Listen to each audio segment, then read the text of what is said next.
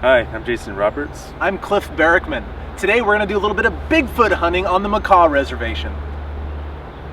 So when you're looking for Bigfoot, where's the best areas to go? Oddly enough, one of the best places you can go looking for Sasquatches is on a Native American reservation. There's something about these areas. Perhaps it's a little bit less developed, perhaps that the Sasquatches kind of feel the respect coming from the community, but something about Bigfooting on a res is magical. Wow, let's go check it out. Let's go.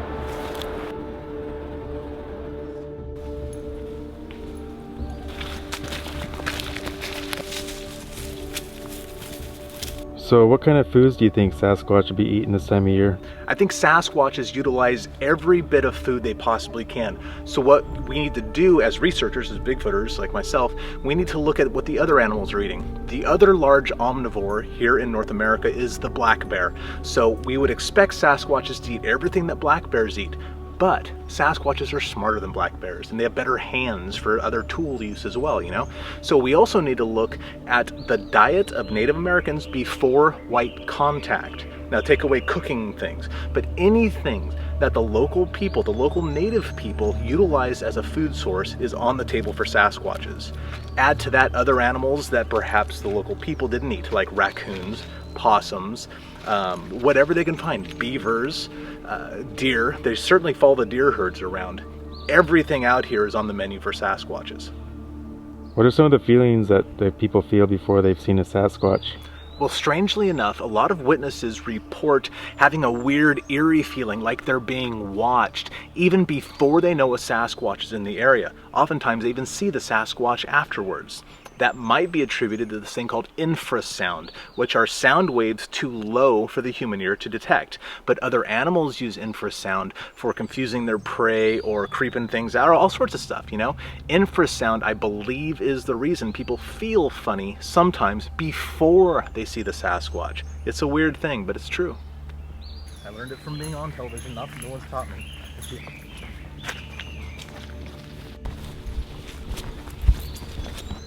So believe it or not, there's a trail right by you.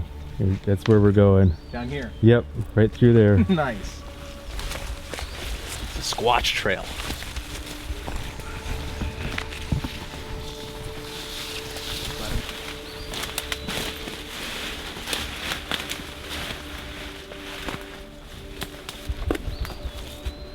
So we're gonna take a little detour off our trail. I want to show you guys an amazing sight. It's not too far off the trail. Some view, huh? This is amazing. This is just beautiful.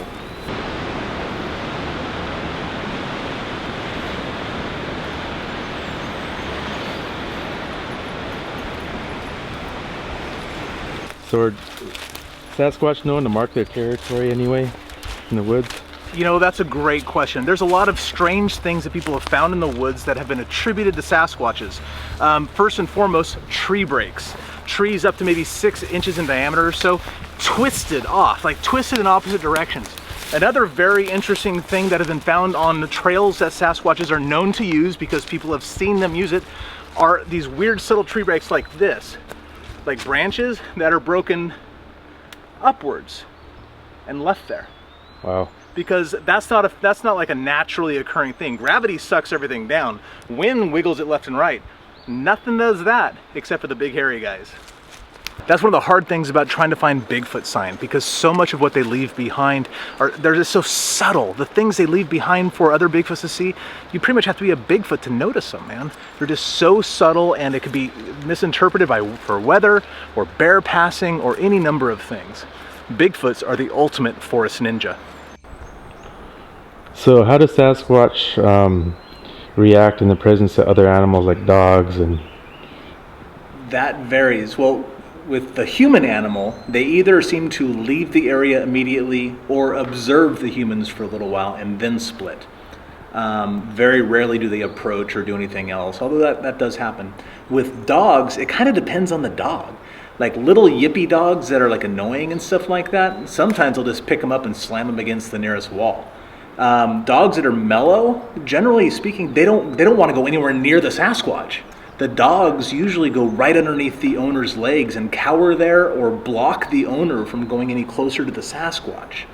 And the more vicious attack dogs that aren't smart enough to know they're dealing with a Bigfoot, those are rarely heard from ever again. Wow.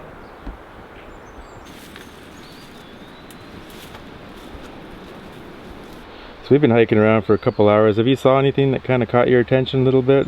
Nothing squatchy necessarily. Then again, I'm so busy just looking at how beautiful everything here is. No wonder Bigfoots want to live here. It's gorgeous. Well, it's getting kind of dark out. Maybe we should go try another spot and maybe get some night camera I'm into gear that. out. Sure, man. The sun goes down and the Bigfoots come out.